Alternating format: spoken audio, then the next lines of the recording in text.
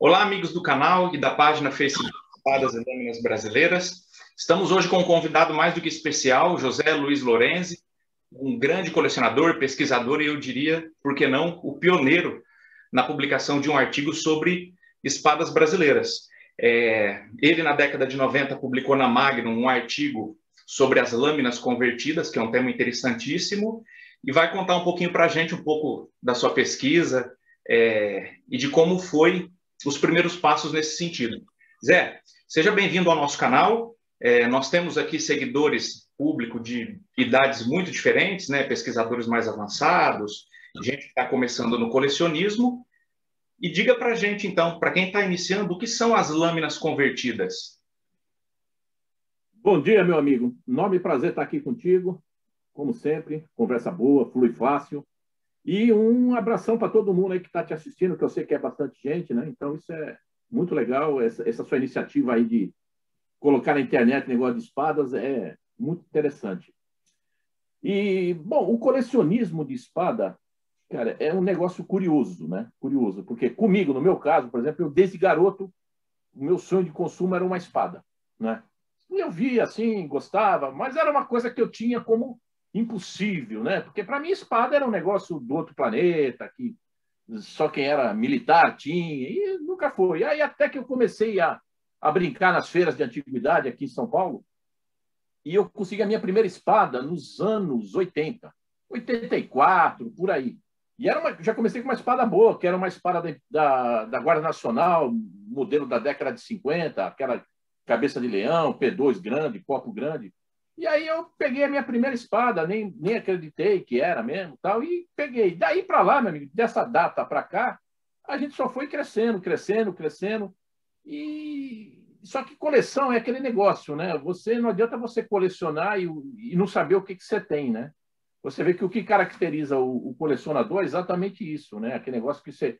Igual o pessoal coleciona carro, por exemplo, o cara sabe o número de parafusos que tem no motor, sabe o nome do cara que projetou o motor, o nome do desenhista do carro.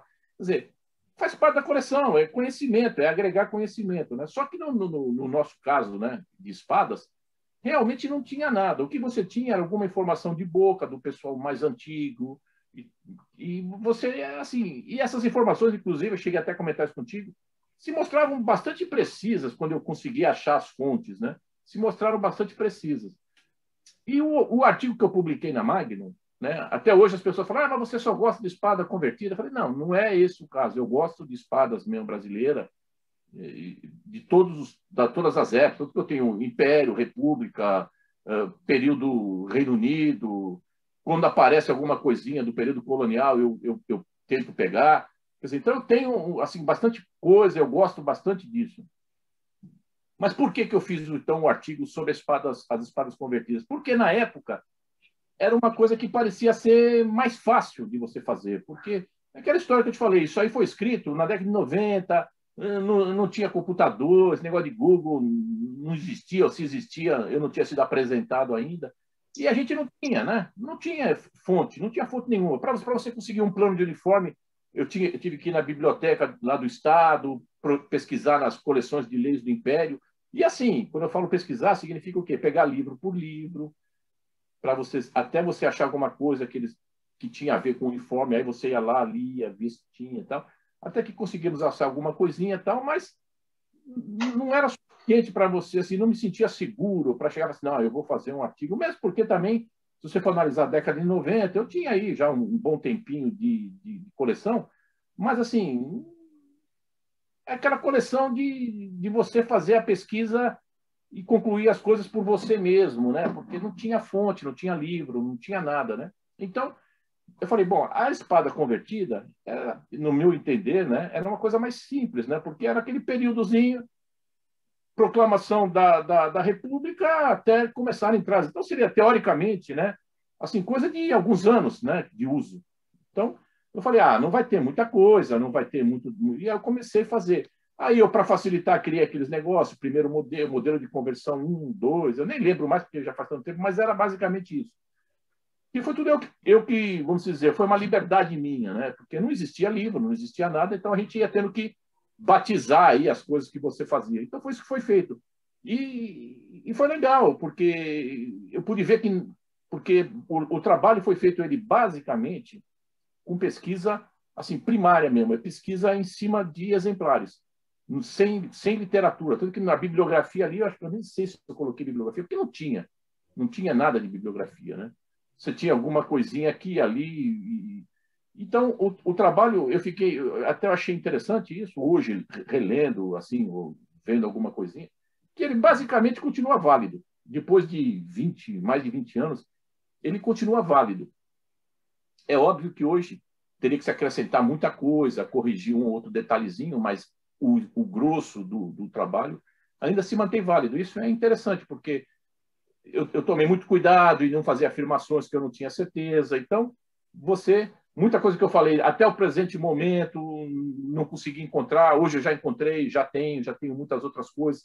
Então, aquele trabalho, eu diria que hoje a gente poderia, assim, tranquilamente dobrá-lo, né? Ou mais até, em termos de exemplares, em termos de exemplos, em termos... Então, basicamente é isso. Mas eu continuei a pesquisar também, né? Eu já venho fazendo uma pesquisa sobre espadas brasileiras. Aí, com o advento do computador, você podia pesquisar na biblioteca do Congresso Nacional. Aí, realmente, você aqui em casa, né? Fazendo isso, tal, aí ficou realmente eu conseguia muito plano de uniforme e tal, então aí ficou mais fácil.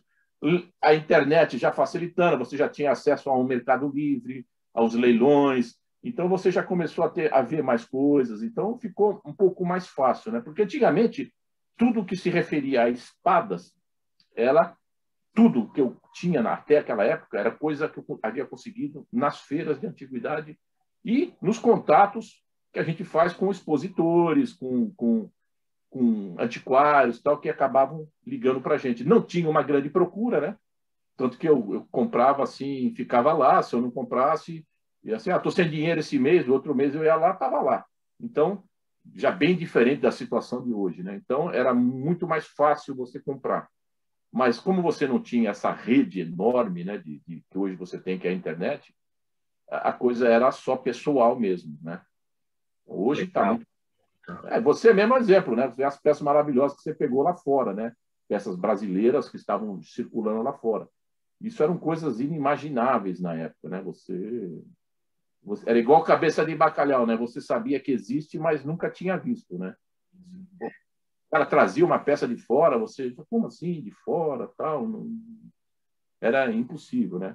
Aquele material alemão que começou a vir também, que os amigos nossos traziam, que viajavam, mas sempre viajando, né? Então, começou hoje está assim um pouco mais fácil de você achar peça. Ficou mais difícil de você conseguir comprar, mas para achar, muito mais fácil. Antigamente, com o pessoal falando espada aí, 7, 8, 10, eu falei assim, quando eu comecei a colecionar, você comprava uma espada Império na época, eu lembro que era as coisas, o dinheiro já não valia nada, era bem dolarizado. O preço era $200, uma espada P2.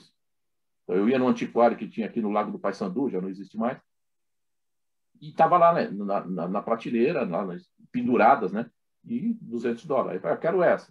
O mês que vem ia lá, pegava outra. E não saía. Então, era muito mais difícil você ter acesso a belos exemplares, mas era muito mais fácil de comprar, né? Sem dúvida. Eu acredito que as redes sociais vieram para popularizar o tema, para agregar novos colecionadores, porque uma das propostas aqui do canal é tornar o tema mais palatável para os novos colecionadores e conquistar um público pensando na continuidade do colecionismo, né? Dada a importância que os colecionadores têm para preservar os objetos e a própria história. E aí, Zé, você disse para a gente que há uma classificação de padrões de conversão, né? Eu até cheguei a escrever alguma coisa online também baseado nos seus estudos, né? Que eu dividi em 3 segmentos, né? Aquele sistema de conversão por remoção completa dos símbolos imperiais, de sobreposição e um terceiro segmento, talvez, dos brasões provisórios. E baseado na sua experiência, o que você constatou? Há um padrão nas conversões? Não há? O que você pode dizer para a gente sobre isso? Olha, você percebe que, na verdade, assim, você não pode falar assim, um padrão, né? Porque padrão é aquele negócio, né? É igual o padrão quilo, né? 1 quilo é aquilo em qualquer lugar do mundo. Nós, na verdade, a gente não pode dizer que tem um padrão, mas você consegue separar alguma coisinha, porque você vai ver conversões que é assim, aquelas que eu chamo de básicas, né? Que é o cara fazer uma estrela em cima do brasão, que é, deixa eu ver, tem uma bem aqui, ó. Ó.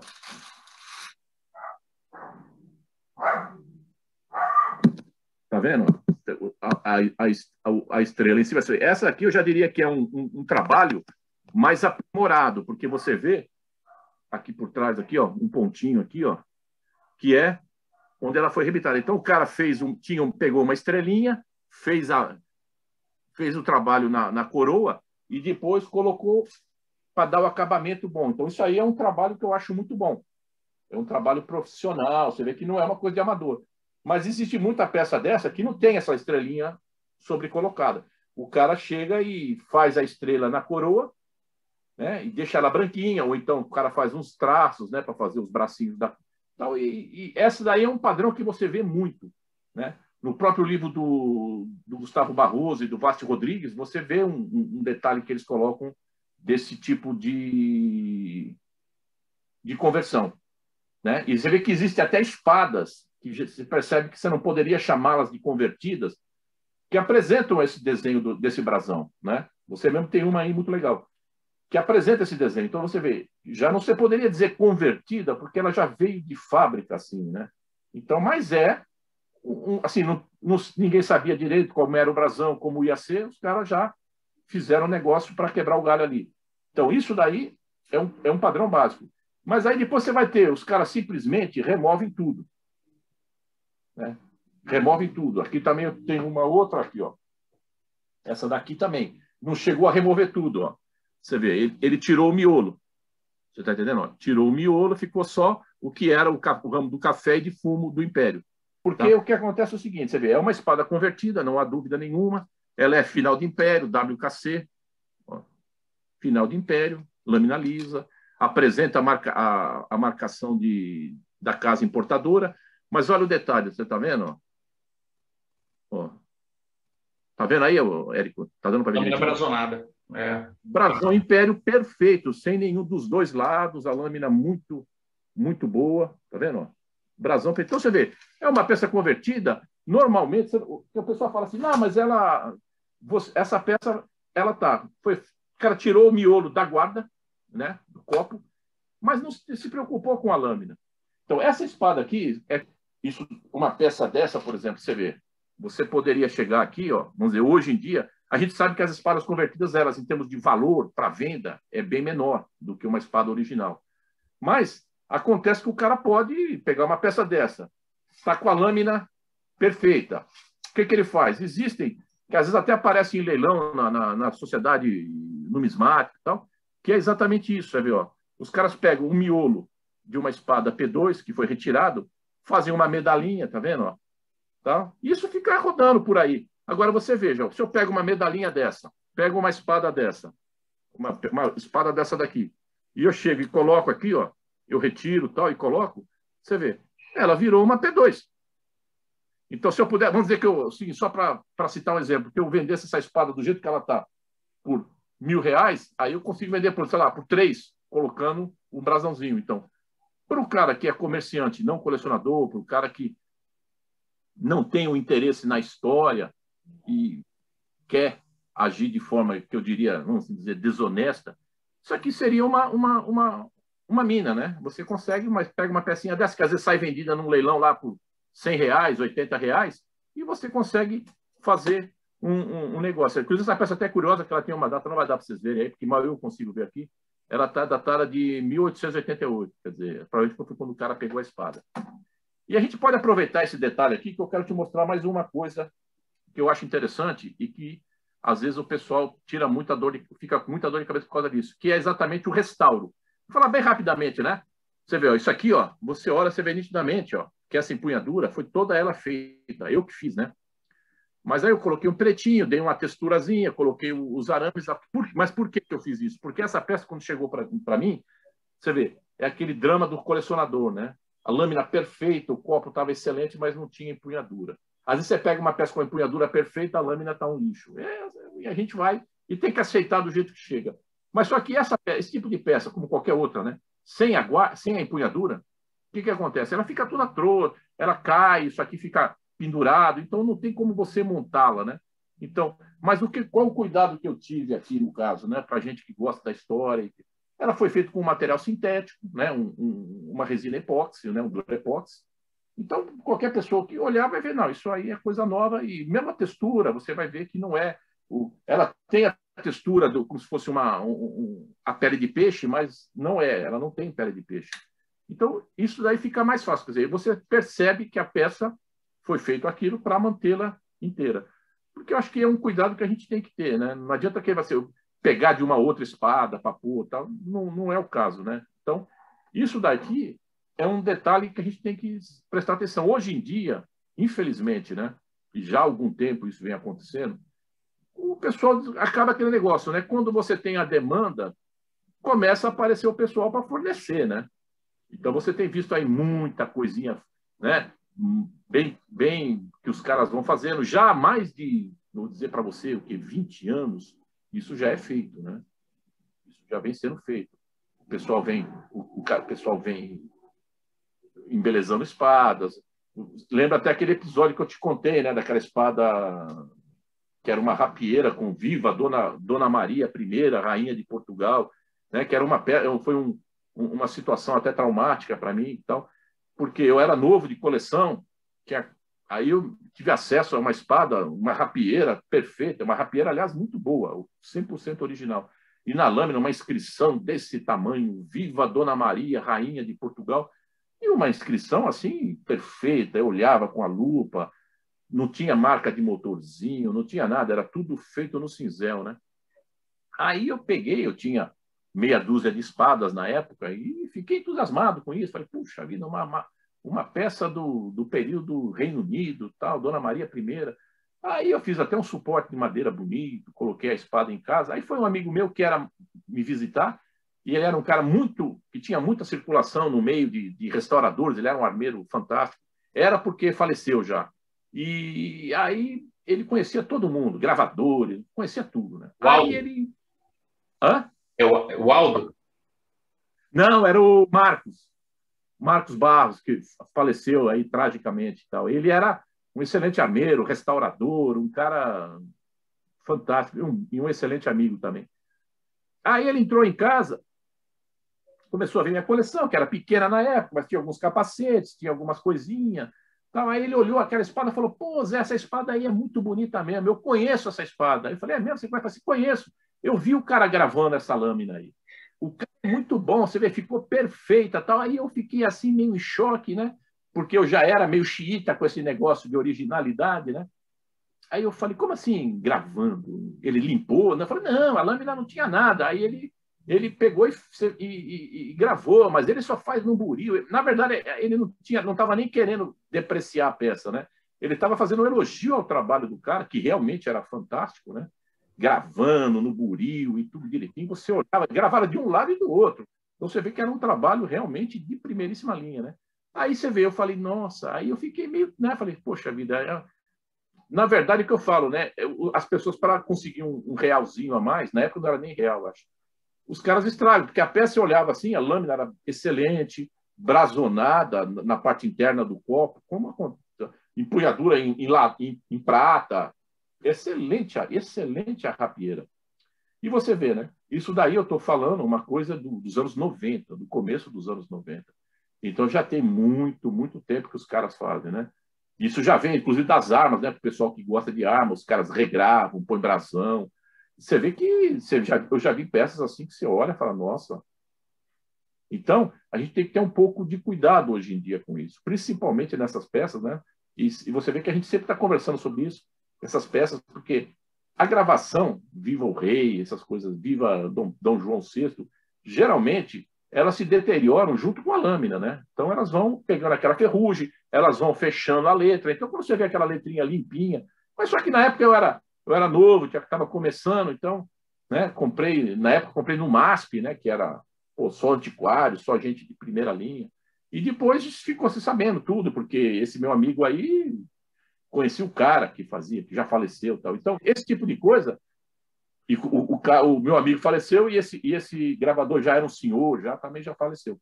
Então, esse tipo de coisa, a gente tem que tomar um pouco de cuidado, né? Porque você vê as pecinhas, você vê, original. Não tem, é totalmente original a peça, do período imperial. Quer dizer, você coloca isso, se você faz aquela solda profissional perfeita, já era. Né? Você vê que você tem peças convertidas, eu já falei para você, eu tinha uma peça convertida que eu descobri depois de muito tempo, porque eu via que o Brasil que faltava um negocinho na lâmina, então, mas eu pensei, isso é começo da República, ela vem sem brasão mesmo, tal. Mas depois, quando ela começou a oxidar um pouco o copo, né, que eu vi que tinha a marca de solda redonda olhando por trás. Aí você vê, era uma peça convertida. Então, tem o trabalho profissional que a gente pode na época, eu tinha dúvidas sobre isso, né? Mas hoje você já pode afirmar que muita dessas coisas foi feito de maneira profissional.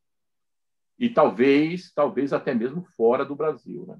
Já deviam vir da Europa já modificadas, né? Sem dúvida. Ô Zé, conta um pouco para a gente, né? Ainda nesse tema das lâminas convertidas, porque a grande maioria do público, talvez que esteja nos ouvindo, tenha criado uma analogia, né, em relação à conversão do período monárquico para o republicano, mas nós temos espadas do período colonial que foram adaptadas para o período joanino, para o Reino Unido e assim por diante, né? Tanto do período joanino para o primeiro reinado para o segundo. Você consegue dizer alguma coisa para a gente? Já apareceu algo na sua mão do primeiro reinado adaptado para o segundo ou convertido para o segundo? O que você pode dizer para a gente sobre isso? Na verdade, isso aí é uma coisa bastante curiosa. E eu não tenho assim, um conhecimento amplo em relação ao que acontece lá fora, né? Mas aqui no Brasil é uma coisa relativamente comum, muito mais comum do que a gente imagina. E é fácil entender, né?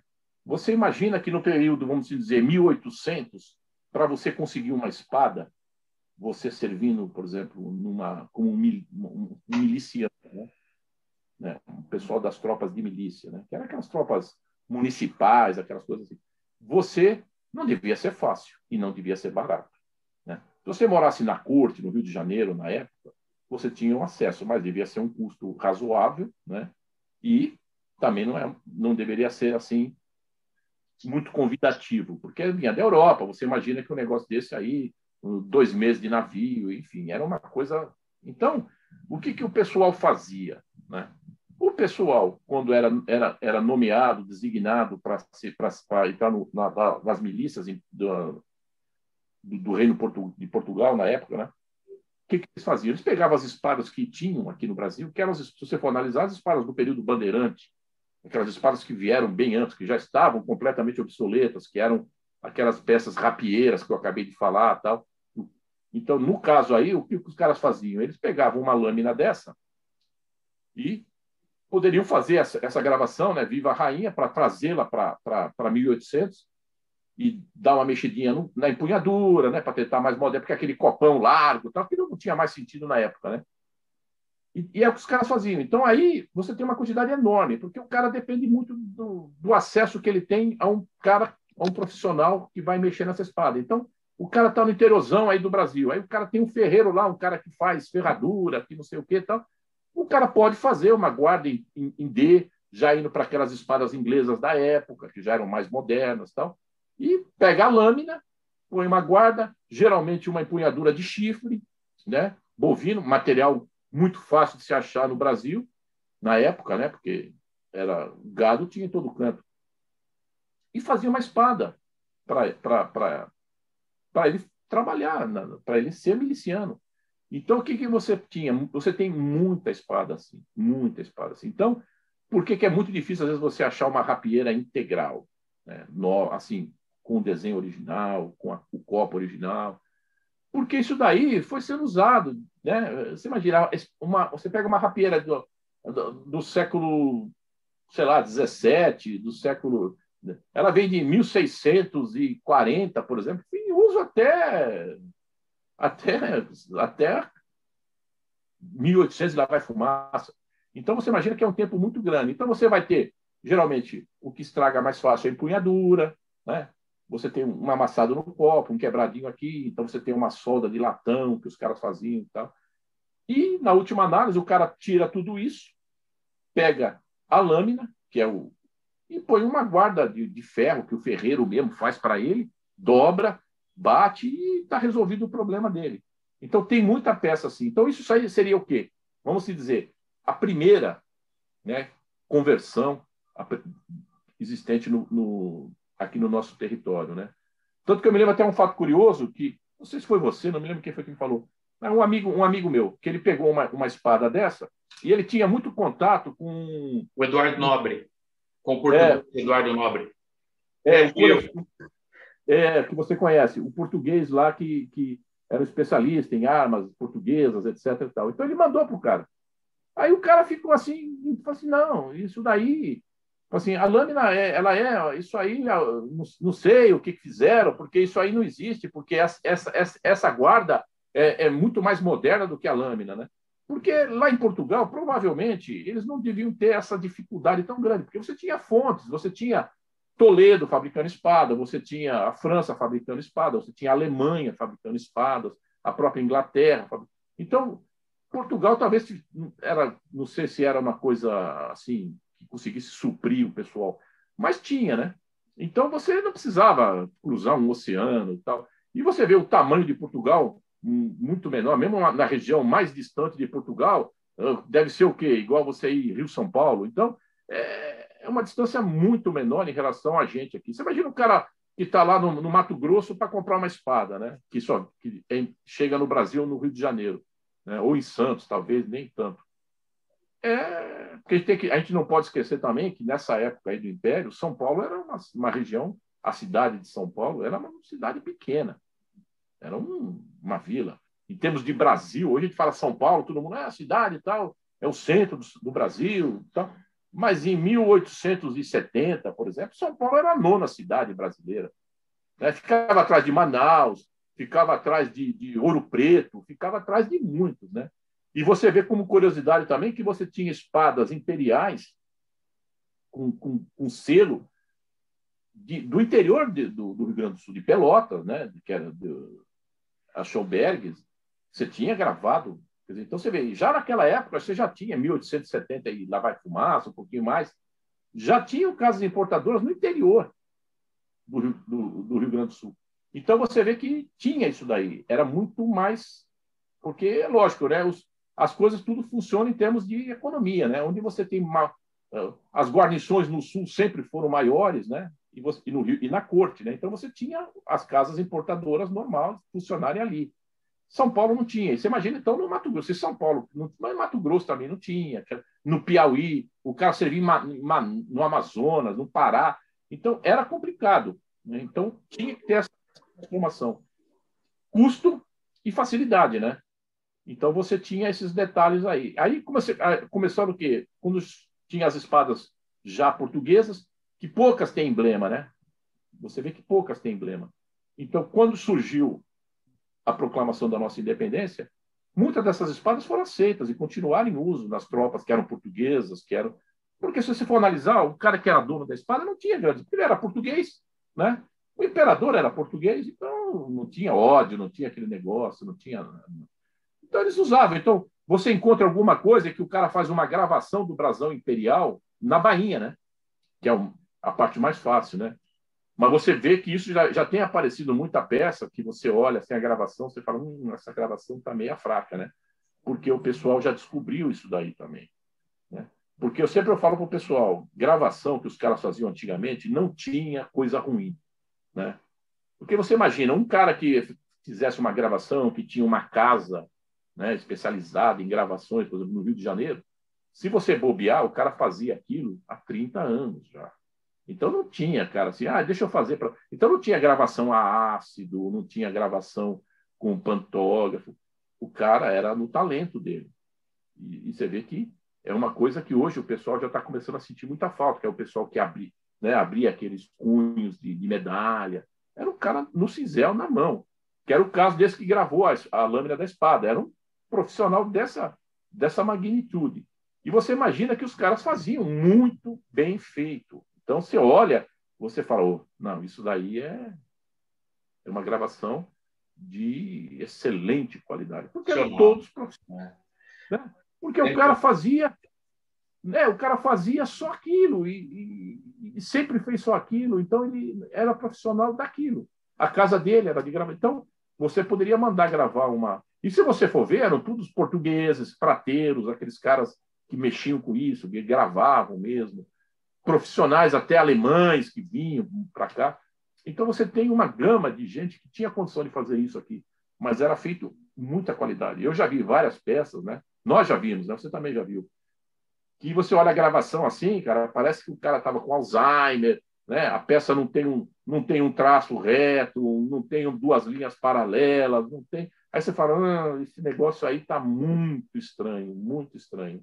Zé, Fala. me desculpe interrompê-lo, é porque ao longo do nosso bate-papo me veio uma outra questão. Quando você citou o exemplo da consulta lá que nós fizemos com o Eduardo Bueno, autor do livro, recomendo para quem está nos ouvindo, As Armas e os Barões, foi justamente para checar o padrão e a autenticidade de uma lâmina. E o aporte que ele nos deu foi muito engraçado, né, para quem está nos ouvindo, porque ele disse, olha, a lâmina é portuguesa, período do Brasil colonial, sem sombra de dúvida. Essa guarda nós não reconhecemos, isso foi inserido depois. O que, na verdade, atestou a nossa teoria de que era uma espada miliciana.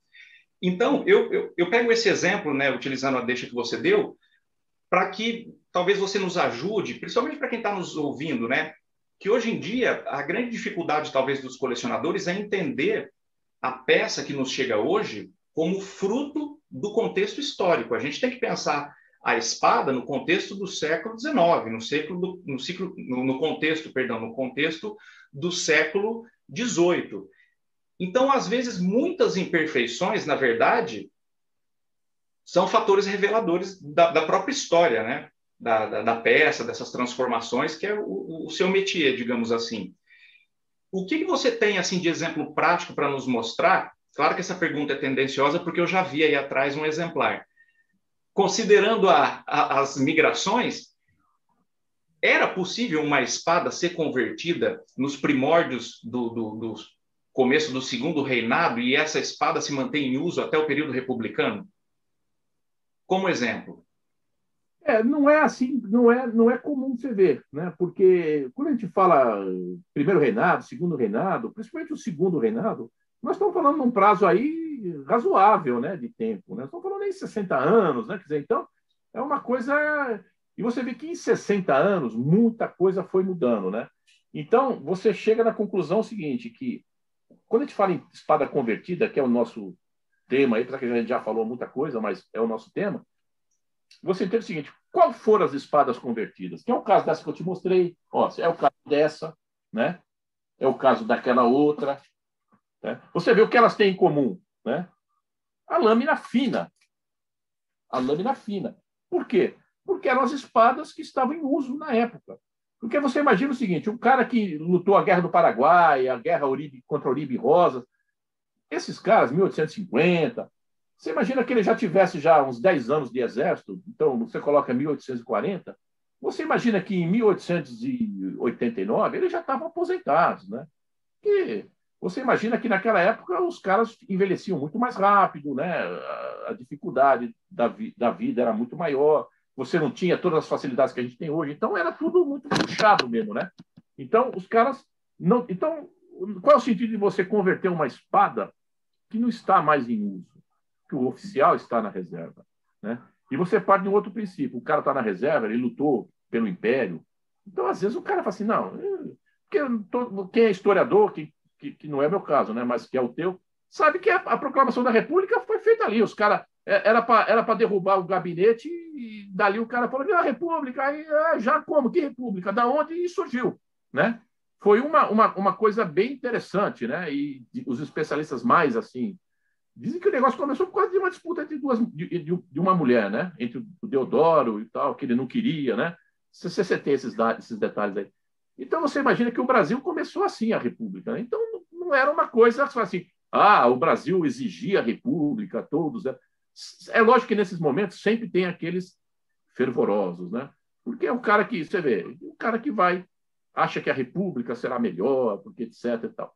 Então, era aquele cara que imediatamente convertia a sua espada. Né? A gente vê transformações grosseiras, que o cara parece que o cara pega um prego, escreve, faz uma estrela no meio, né? Passa até uma coisa raivosa, mas não era uma coisa assim, tanto que você vê que as espadas convertidas, felizmente, né, são um número menor do que as espadas P2 originais. Né? Você vê que geralmente numa coleção, se você tem lá 10 espadas, você vai ter talvez uma convertida, né? E a maioria é. Então você fala assim, poxa, por que, que não converteram, não foi convertido tudo, né? Porque não havia. O cara, e aí entra aquela parte que a gente está falando, a parte econômica. Eu sou um oficial, vamos dizer que eu entrei no Exército em 1888. Aí eu estou com a minha espada, ainda estou pagando no carnezinho e tal. E aí, pá, vem República. Aí eu falo, pô, eu vou ter que comprar outra espada. Aí o cara vai lá, faz uma coisa de qualidade e tal, e fica. Porque o Exército sempre tem esse negócio da tolerância, né? Você, quem tem usa até acabar, não fabrica mais, quem vai entrar agora passa a ter. E os caras ficam com a espada. Você, é o caso que eu tenho aqui também. Aqui, ó. Isso aqui é legal porque nós vamos tentar estabelecer a parte do profissional. Você olha aqui, ó, essa conversão, por exemplo, ó, tá vendo? Ó, você olha e fala, pô, é uma espada República, né? Mas você olha aqui, ó, você vê que aqui é uma alpaca, aqui é um latão. E você olha aqui por dentro, ó, tá vendo o círculo? Ela foi soldada, mas você vê o nível da solda. Vê, ó, uma espada, ó, FF. Eu até esqueci o que é agora, mas você lembra, Érico, o que é o FF? De cabeça não, mas não me lembro. Quem está nos assistindo vai aparecer aqui embaixo depois. Você vai pôr, né? Ó, salva a lavoura nossa aí. Eu esqueci. Aí você vê, é uma conversão. Aí você olha, é uma espada, 2 argolas, ou seja, provavelmente até anterior a 1908, ela poderia estar em uso. Lâmina, tem uns ferruginhos e tal, mas você olha aqui, ó, o brasão raspado. Tá? Aí você fala, bom, isso aqui é uma conversão, beleza.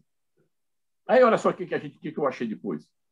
Ó, uma outra, o mesmo trabalho. E você olha aqui, ó, o FF aqui. Você está entendendo?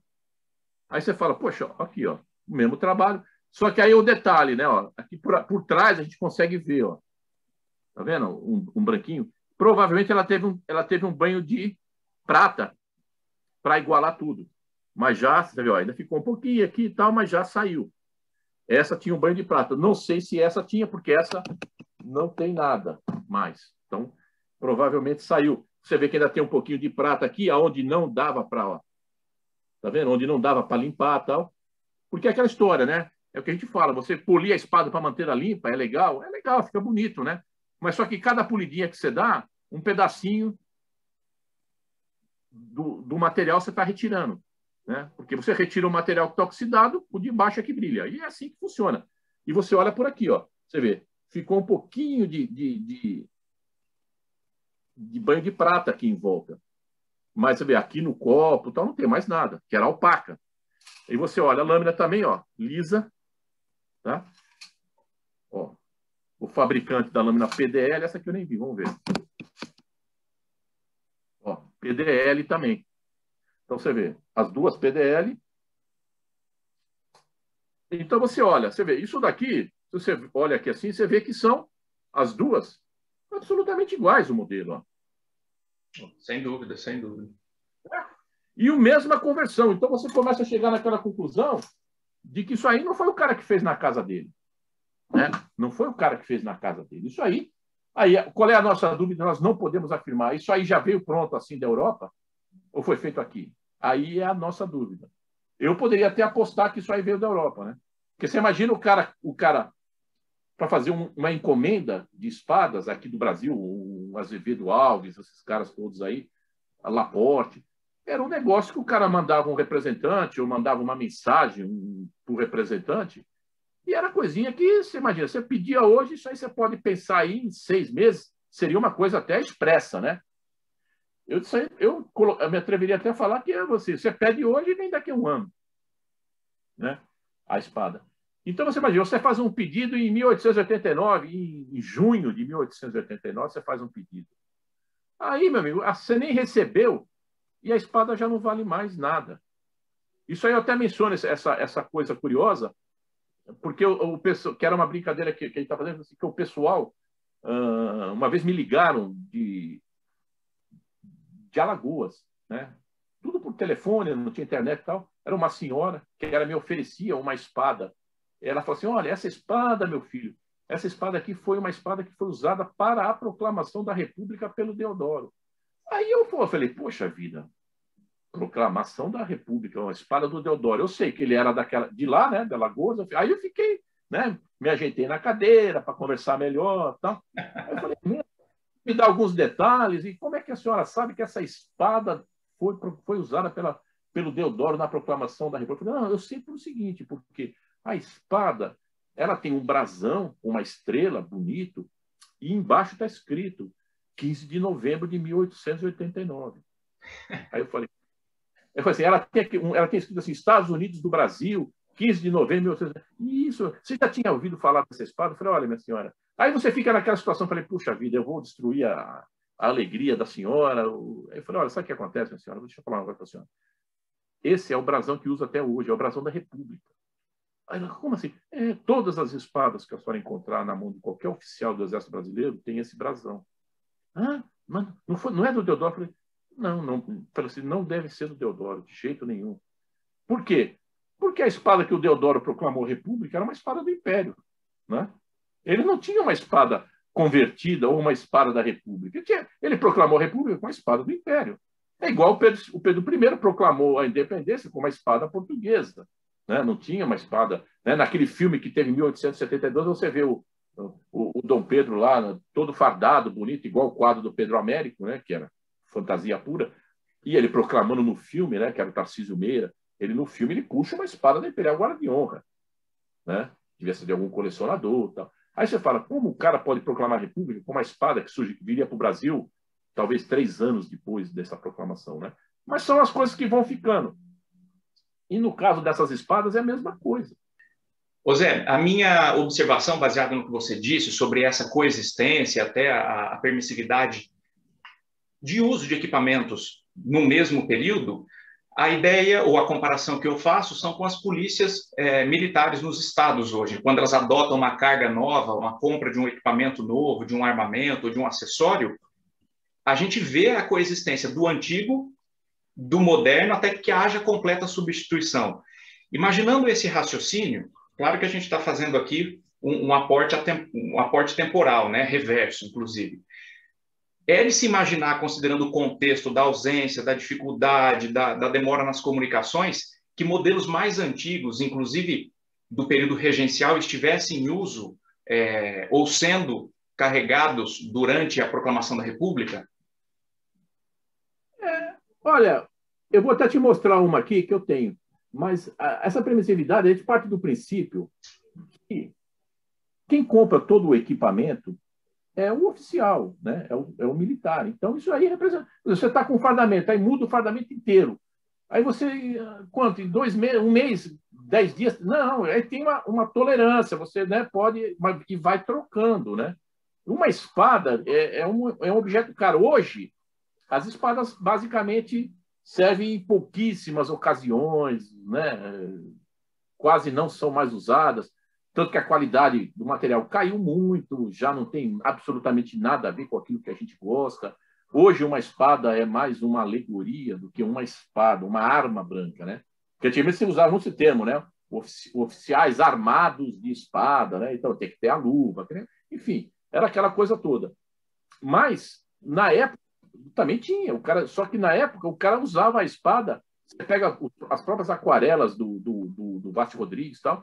Você tinha até um sabre de uso interno, que o cara usava isso diariamente. O cara andava com a espada era de uso constante. Então, era preciso ter um exemplar em mãos. Você não poderia. Hoje em dia, o cara trocou a espada. Tá, você usa quantas vezes? 1, 2 vezes no ano? Então fica mais fácil, até você pedir emprestado para um, pedir emprestado para o outro, enquanto não. Tal. Mas na época tinha que ter a sua espada, e era um custo, né? Então, o que acontece?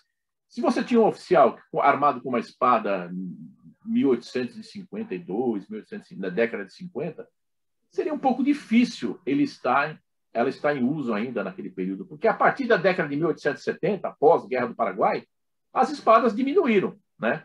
Por quê? Porque a Guerra do Paraguai você já tinha as armas de repetição, né? Você já tinha as Winchester 66, você tinha o Combley, não, você tinha o Spencer, né, que usou, o Brasil usou o Spencer, quer dizer, então você já tinha revólveres, assim, coisas mais... Nos Estados Unidos você já tinha todas as armas de repetição, né? Então, o poder de fogo do militar não é aquele negócio de o cara dar o tiro e ficar lá socando e tal, então, nesse meio tempo, se o cara chega, você tem que ter uma espada. A espada foi perdendo o uso para o combate, né? E as tropas de cavalaria tal tinham as espadas de tropa, né? Que elas sempre existiram, até hoje você ainda tem e tal. Então era diferente, mas o militar tinha a sua espada. Então as espadas começaram a ser o quê? Menores, mais leves, né? E menores. Então era o que tinha em 1888, que é o caso dessas duas espadas que eu te mostrei aqui anteriormente. Mas você vê, eu vou te mostrar agora. É o caso dessa espada aqui, ó. Você vê, essa é uma espada da Guarda Nacional, típica da década de 1850. Cabecinha de leão, né? Todo a bainha de alpaca, né? Você olha a lâmina, era uma lâmina que já facilitava um pouco, porque ela não era aqueles negócios de desenhos militares, flores, né? Aquelas coisas todas que tinham, e você não tinha brasão do Império na lâmina, né? Então, mas você olha aqui, ó, a conversão, entendeu? E essa conversão é raro de você achar isso, porque essa espada devia estar aposentada há pelo menos uns 20 anos. Tal, né? Então, você vê. E você olha um serviço profissional. Brasãozinho de latão, no mesmo material. Você olha aqui, ó, tem solda aqui, ó, mas é altamente profissional. Isso aqui, ó, aqui, ó. Olha essa parte aqui, esse contato, né? Você não tem nada, você não vê nada. Por dentro aqui, você olha, ó, você não consegue, você sabe que tem porque você conhece o modelo, mas você olha e fala, ó, está perfeita a peça. Isso é raro, porque essa peça é muito difícil ela estar em uso naquela época. Mas você vê, foi feito isso aqui. Tá entendendo? Como é o caso dessa outra aqui que nós tocamos por cima e eu acabei esquecendo de te mostrar. Ó. Essa é o caso dessa conversão aqui. Ó. Entendeu? Mas você olha aqui, ó, já está quebradinha a ponta. Então é aquela praga que a gente, colecionador, sabe bem, né? Mas você olha, ó, é que eu esqueci até de tirar o plástico que eu deixo para proteger. Ó, ela com argolinha aqui, ó, para você transportar. E aqui a marca, ó, da segunda argola. Ou seja, isso aqui estava em uso em 1908 e provavelmente foi reformada para continuar em uso posteriormente. Tá entendendo? Então você imagina que você tem uma espada que era de 1800, no máximo, vamos dizer assim, 1889, né? E em 1908, ou seja, você coloca 18 anos, 19 anos depois, a espada estava em uso ainda. Então, se você colocar no caso dessa daqui, vamos colocar 20 anos, você poderia chutar, mas em 1870 e pouco, 75, 80, ela estava em uso. Mas você vê, é um prazo de manufatura muito grande. Mas aí pode também ter um outro detalhe, né? Ela pode ser que ela seja do filho do dono original, né? Porque o Exército tem essa permissão, acho que, se não me engano, até hoje, né? De você poder usar a espada do seu pai e tal, que é um negócio interessante, né? Que é aquela... Claro, sem dúvida. Mantém uso. Então, pode ser o caso dessa espada. O cara estava usando ela, mas já de uma maneira completa, porque é uma espada enorme, lâmina larga e tal, e o cara a República. E você imagina, isso é Guarda Nacional. Uma pessoa que tem uma espada dessa era oficial superior da Guarda Nacional. Ou seja, um coronel, um major, não era gente pobre, tá? Porque Guarda Nacional era vinculada ao Ministério da Justiça, não era Ministério do Exército. Então, os caras eram assim, os barões da região, era o cara rico da região, né? Não tinha cara pobre, coronel da Guarda Nacional, não tinha. Então, um cara desse aí, muito provavelmente, não teria necessidade financeira de converter. Se ele converteu, ou porque não tinha disponível e ele queria ter, né? Porque como é um cargo que não é militar, ele é um cara do Ministério da Justiça. Então, é aquela história, né? Tem que correr para ser o primeiro, né? A ser, né? Você tem que, né? É aquele negócio, né? Rei morto, rei posto, né? Morreu, vivo o rei, né? Que faz os caras. Morreu o rei, vivo o rei, né? E é a mesma coisa, não tem mais imperador, o cara viva o presidente e tal, e tem que rapidamente ser, né? Porque o cara não pode correr o risco de perder a bocada dele, né? Porque você imagina, Ministério da Justiça, né? Republicano, você, monarquista, a coisa ia ser dureza, né? Porque no militar você ainda tem aquele negócio, o cara te aposenta, mas o cara, coronel da Guarda Nacional nos interiorzões da vida aí, era político, né? Era o dono da cidade, né? Claro, sem dúvida. E tem um ponto que é interessante também, que talvez a gente possa trazer para esse nosso bate-papo, que é a ideia de comprar uma segunda espada não é como hoje, né? Que a gente vai até uma loja de ferramenta ou uma loja que vende material de caça, enfim, de tiro e compra algo novo, um acessório com essa facilidade toda, né? Sem contar também que, citando como exemplo a Guarda Nacional, muitos desses militares, oficiais que eram promovidos à primeira linha, sobretudo no contexto da Guerra do Paraguai, não comprariam uma segunda espada, né? Então eles incorporariam a arma ao uniforme, né? Então eu acho isso tudo muito bacana. Tem aqui no nosso canal, vai aparecer o link para vocês aqui, de um vídeo sobre lâminas convertidas, onde eu apresento inclusive um sabre de general do Império, que foi convertido de acordo com o plano de uniformes, né, de 1908, e esteve em uso pelo menos até a década de 10, que foi quando foi acrescentado na parte interna ali do bocal o retângulo. Isso tudo porque há nele o brasão do Império na lâmina. Então, veja, é uma peça que percorreu todo o período imperial, sobreviveu à transição e estava em uso em pleno regime republicano. Zé, A espada, pois não. A espada de general seria um pouquinho até mais fácil, né? Porque originalmente ela não tinha o brasão do Império na guarda, né? Ela tinha aquele floreado. Na República ela passou a ter o brasão da República, mas no Império não tinha brasão do Império. Então, se você for analisar, daria para o cara continuar. Mas vamos retomar esse tema, que é bem interessante, que é o problema de você comprar uma espada que era caro. Mas é o que eu falo, esses caras, barões, esses caras, eles tinham uma vantagem, né? Que eu gostaria de ter também, que era a presenteação. Os caras recebiam muitas. Igual o Caxias. Quantas espadas devia ter o Caxias, né? Devia ter um absurdo, porque recebe a espada que o Osório ganhou, que foi fundida aqui, tem um trabalho, tem até um livrinho dele e tal. Espada maravilhosa, toda trabalhada. Então, o cara ia tendo espadas, ia recebendo. Então, agora, o oficial, né, aquele lá, o tarimbeiro, aquele cara que não tinha, que tinha no exército o seu ganha-pão mesmo, esse cara não, esse cara já não tinha essa mesma facilidade, né? Mas você vê, quantas espadas você deve ter aí também com você, com dedicatória os oficiais e soldados do regimento tal, ao seu comandante, não sei o quê, tem muita espada dessa aí, muita espada. E geralmente espadas bonitas. Espada de general, por exemplo, comum demais você ter a doação, né? O cara chega como general, primeiro posto de brigada num local, a tropa já tem uma espada para dar para ele, né? Geralmente um estojo maravilhoso, espada alemã e tal. E você tinha, tá vendo? E o espada general ainda tinha uma vantagem, né? Porque no início, assim, na década, não sei se 30, 20, você tinha. Elas vinham, a Secretaria-Geral do Ministério da Guerra fornecia a espada para o general. Então, o general tinha, na época, depois teve muita variação, né? O cara tinha que devolver quando terminasse, ou elas eram todas numeradas, né? Vinha SM, SGMG, né? Secretaria-Geral do Ministério da Guerra, e um número na espada, que seria a carga, né? Aí depois o oficial podia ficar com a espada, então teve muita variação. Mas tinha essa vantagem. Agora, para o cara, né, que tinha aquela espadazinha mais simples, que era o caso disso aqui, né? Que era uma espada básica, esse aí o cara tinha que se virar, né? Porque ele tinha que dar os pulos dele para se manter no uniforme. E você imagina, 18 anos essa espada ficou em uso, no mínimo, né? 18 anos depois da proclamação da República. Então você imagina que ela deve ser o quê? O cara não comprou outra, ele se aposentou com essa, né?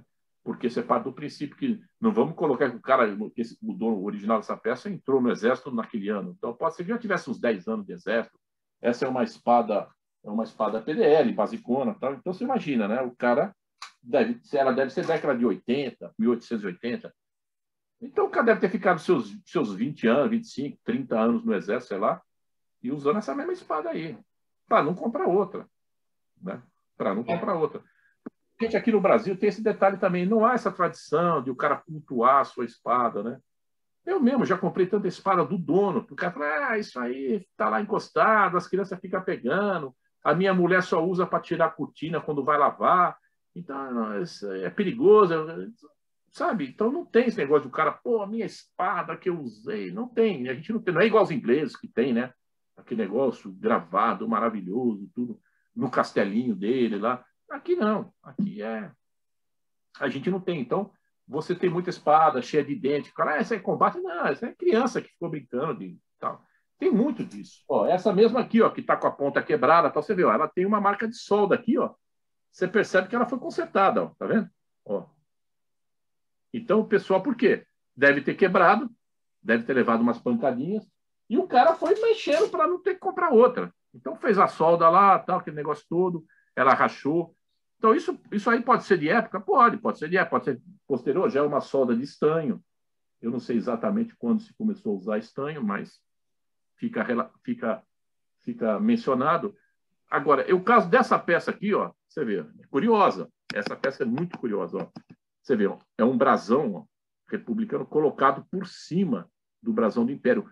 Um negócio côncavo para ela pegar. E aqui, ó, quando você olha por trás, você vê nitidamente o contorno do brasão do Império. Então, ela foi colocada, é uma conversão. E essa peça tem um detalhe que eu acho muito interessante também, que ela, quando eu comprei essa peça, você sabe, que foi você até que me... Ela tem uma inscrição no dorso aqui, ó. Aqui. Típico das casas que vendiam. Os franceses usavam muito para isso daí, para deixar o modelo da espada tal, mas essa peça não é. Ela é uma espada curiosa. Por quê? O que está escrito aqui? Ó?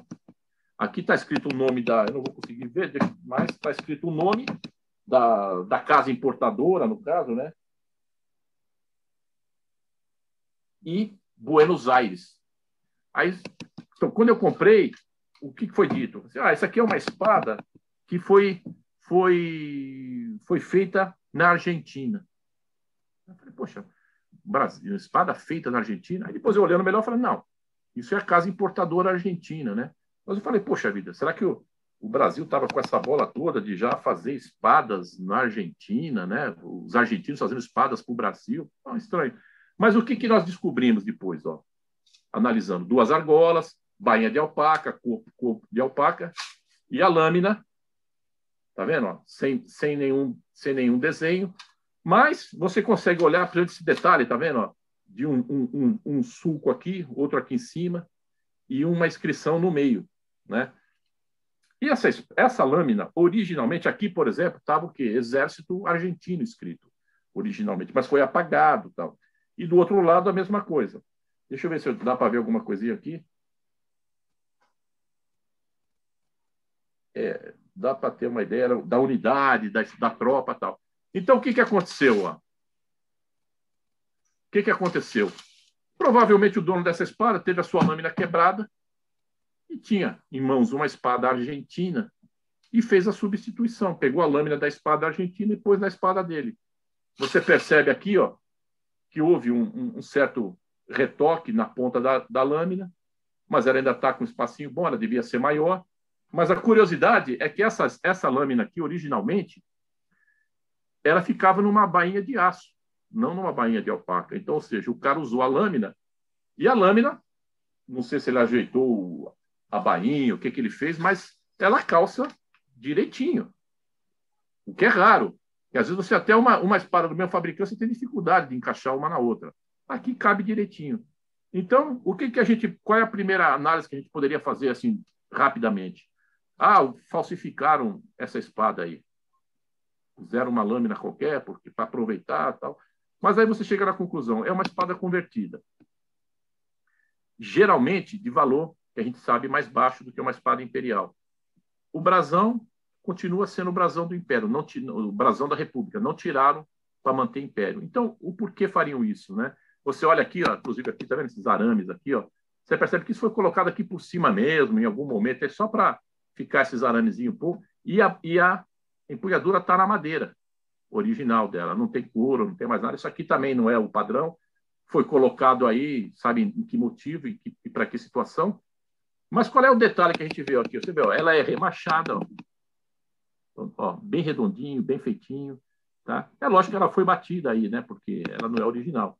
Mas tá, não foi colocado parafuso, que seria uma indicação de que foi feita alguma coisa em período mais moderno, né? Porque você vê muita espada, né? Que os caras plantam lâmina e tal, e que eles já passam para colocar aquela porquinha típico das espadas da República de hoje em dia. Tá? Essa aqui não, o cara bateu e muito bem batido, ou seja, não foi um trabalho feito por um amador.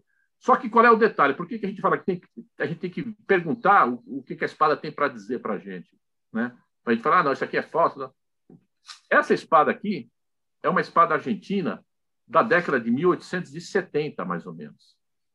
É uma espada, e é uma espada que vale muito mais lá na Argentina, para você vender pelo eBay, do que o valor dessa espada. É uma espada que, na época que eu vi na internet, eu até identifiquei, é o modelo 1870 e alguma coisa, por aí. É uma espada que valia, sei lá, 300, 400 dólares lá na Argentina. E um valor muito maior do que a espada nossa, repulsa aqui. Saiu, talvez, por... Essa peça deve ter saído quanto? Por 100 dólares, 150 dólares. Então, você vê qual seria a intenção do cara de falsificar uma peça usando um material mais caro do que o valor final da própria peça. Né? Então, esses detalhes é que são interessantes. E você vê que foi uma espada que ela, né, levou umas pancadinhas, foi muito usada, mas você vê, ó, um brasão muito bem feito, muito bem feito. Então, você vê, uma solda também bem feita, ó, bem feita. E você olha aqui, ó, você vê como ela fica, ó, tá vendo? Ela faz, ó, ela reta, igual a outra, que é o cara retira o emblema e põe a outra. Aqui não, ele pôs por cima. Ele deve ter limado aí por dentro, né? Porque eles fazem isso. Mas por trás você vê. Agora, é uma peça extremamente curiosa, porque é um reaproveitamento, vamos assim dizer, total, porque o cara transformou e trocou a lâmina. Né? E, curiosamente, ou não sei se ele fez algum calorzinho aqui, conseguiu ajeitar, a lâmina calçou, ó, perfeitinho. Né? Você percebe que a lâmina devia ser um pouco maior, que o cara fez aqui uma... Tá vendo? Ó? O cara deu uma comidinha aqui, você olha aqui, você vê que ela não aqui também, ó, ela tem um... Então, você percebe que o cara reaproveitou uma lâmina. Então, isso daqui faz a gente pensar o seguinte, a gente tem que realmente ter em mente isso. Em que situação e por que ela foi. E é absolutamente a época, né? Porque se o cara faz isso hoje, a peça não vale nada. Ele joga fora. Ou então, sei lá, ficar como exemplo para uma conversa igual a que a gente está tendo. Mas quando você começa a analisar a peça, você fala, poxa, não usaram...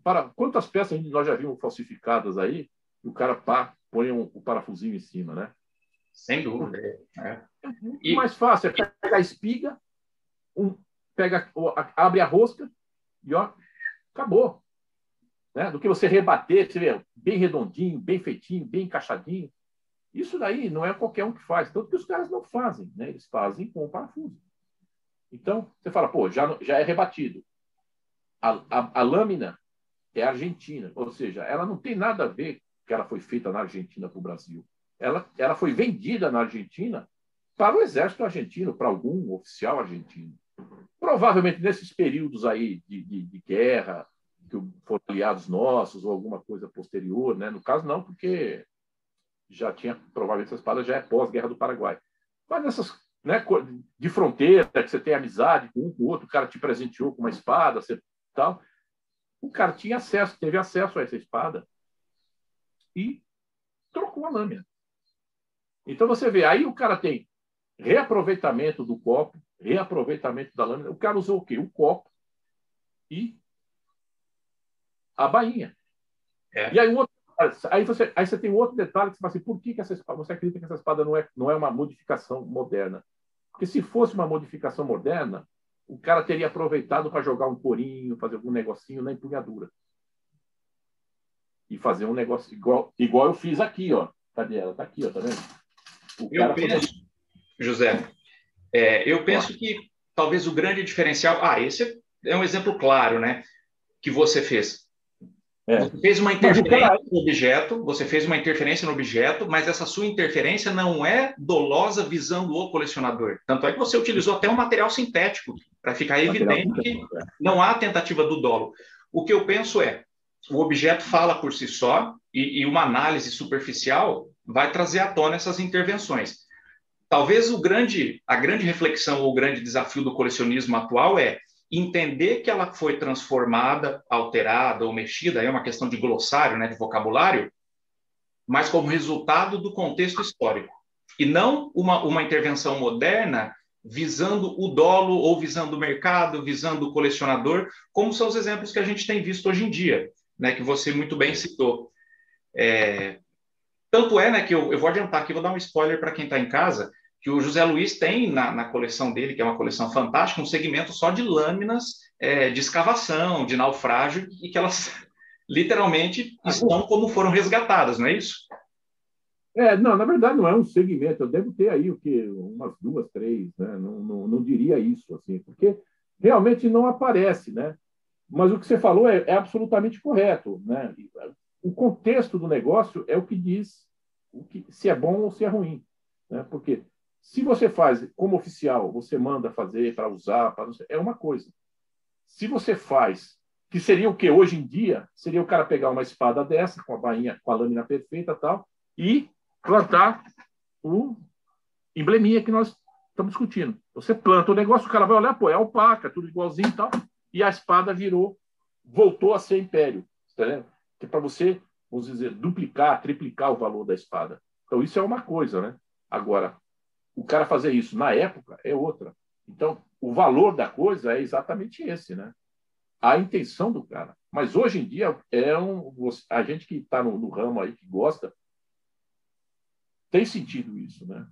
A parte comercial acaba falando mais alto do que a parte histórica. Então, cara, se ele sente que dá para ganhar, ele pega uma lâmina de um lado, um copo do outro, e pega 2, 3 peças sucateadas, faz outra. Tal.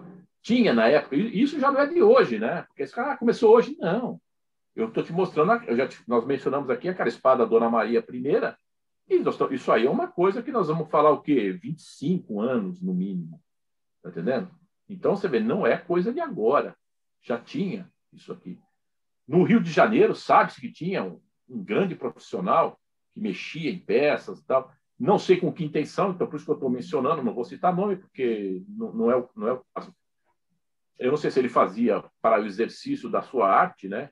E quem pegava essa peça depois, ou se ele fazia com essa intenção. Aqui em São Paulo, tinha isso também. Tinha um comerciante que atuava no MASP, que, assim, as peças chegavam... Eu já cheguei a ver ele comprar um cano de uma arma, mais o mecanismo, e dali a algum tempo essa espada, essa arma aí, uma arma antiga de caça, tal, aparecer com uma bainha fantástica, toda trabalhada, toda maravilhosa. Aí você fala, pô, é a mesma peça, tá entendendo? Então, inclusive essa espada Dona Maria foi uma participação dele, né? E o que é lamentável, né? Porque estraga-se uma peça que por si só já era boa, uma lâmina do período Bandeirante, para acrescentar uma cerejinha no bolo. Deixar mais palatável, né? Como se a peça por si só já não fosse espetacular. A cerejinha que estraga o gosto, né? Então, aquela história. É exatamente o que você falou. Isso daí é que eu acho uma coisa pavorosa, cara. Porque o cara faz isso por... A espada em si era boa. Você tá entendendo? Era muito boa. Estava em muito bom estado. A lâmina, muito bom estado. Então, era uma peça excelente. Mas a conversão, basicamente, é isso. É que eu falo para o pessoal, né? O pessoal torce o nariz. Eu sei disso, assim, eu quero império, não, mas você é convertida. Não, mas convertida, já estragaram a espada. Tal. Eu falei, pô, beleza, não tem problema, né? Eu falo, o colecionador é o ditador da sua coleção. Né? Você não precisa ter nenhum conceito assim, não, eu tenho que ter. Não, você não tem que ter nada, você só tem que ter aquilo que você quer. E acabou. Né? Então, se você não quer, beleza. Eu, por exemplo, gosto, eu tenho. Eu procuro espadas Reino Unido, eu procuro espadas boas, republicanas. Eu gosto, assim, de coleção até os anos 40, 50, que são as espadas da Eberle, que são peças de boa qualidade, né? Que eu acho que foram muito bem feitas. Então, você vai ter, né, espadas que hoje já não existem mais, de primeiro sargento, você vai ter de primeiro sargento da aeronáutica, primeiro sargento da marinha, você vai ter espadas de suboficial, que hoje já não existe mais isso aí, né? Então, até essa época aí, você tem tudo isso ainda. Então, é legal. É um segmento bacana, né? Espadas de marinha, você vê que eu tenho uma porção de espada de marinha, que você tem até as espadas, assim, de manufatura alemã. Raramente você vê que a marinha brasileira, a marinha, né? Geralmente as marinhas da época eram tão ligadas à marinha inglesa e raramente você tem espada inglesa da marinha. No período republicano, né? No período imperial, sim, mas no período republicano. Então, às vezes aparece uma outra, você, pô, legal, eu tenho uma espada da marinha feita em Toledo, né? Já na década talvez de 70, 80. Então, são curiosidades, mas não há dúvida de que o grande barato da coleção de espadas é o período imperial, né? É o período imperial. Sem dúvida. O período imperial é assim, primeiro reinado, segundo reinado, e você tem aquele momento de transição, né? Porque as pessoas falam assim, pô, mas como é que você faz isso, né? Como foi feito? Você imagina que você tinha uma tropa inteira com espadas do P2, incluindo a tropa, né? Que eram as espadas de tropa P2. Aí você fala, pô, como se resolve esse problema?